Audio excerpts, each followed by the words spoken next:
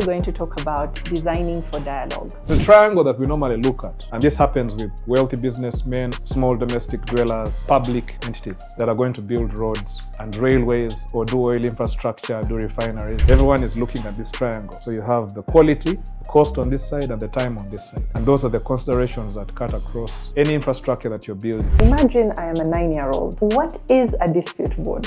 Third party that is able to give informal advice on a matter that's potentially going to become a dispute, or giving a decision on a dispute that has been brought to the board. In your experience, if there is no dispute board, who's the third party, would the contractor have kept on working? Without a dispute board, sometimes you're on a slippery slope, and then you find the contractor, the parties terminate the contract, then you have to get another contractor. It takes another 3 years. The funder takes his money away. I mean, it reinforces my belief that boards are an insurance policy and that it's worth it to have. Under the avoidance function, it is recommended that the board is engaged from the onset, then works with the parties, attends site meetings, reads monthly progress reports, and is quickly aware of the potential for there to be a dispute. Dispute avoidance and adjudication board, actually what they're doing is they're like firefighting. They will alert the parties to the fact that there's something here. Are you allowed, if they came in for a formal decision, to actually change your mind, to have a different position from the initial informal decision that you gave? Some of them, if well written, they really help parties resolve the matter. Informal is informal. If I give a decision later on, I can actually reverse a certain thought I had on a certain specific claim head. What experience and expertise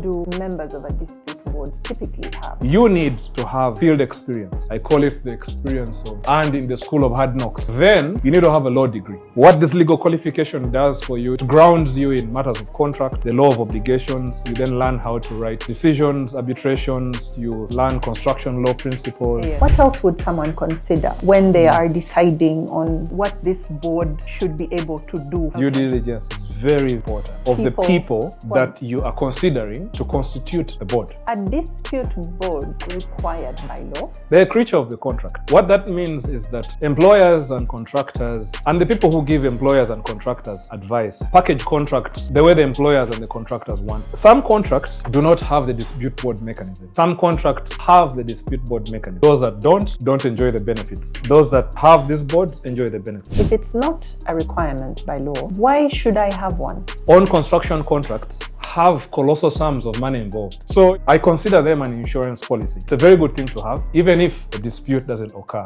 I might have a dispute with my contractor who's an engineer, and I'm looking at it and thinking, on this dispute board, I am employing all these engineers, lawyers to decide a dispute. What are the chances that they will all side against me? Because they're buddies. We are trained to respect both parties, things like bias and conflict of interest, and to be as open as possible and not to take sides. Because when the parties notice that you are taking sides, or you can potentially take a side, they withdraw, or they can ask you to resign. I also want to thank ICAMEK for the idea of the podcasts and provides a good vessel through which people can learn ADR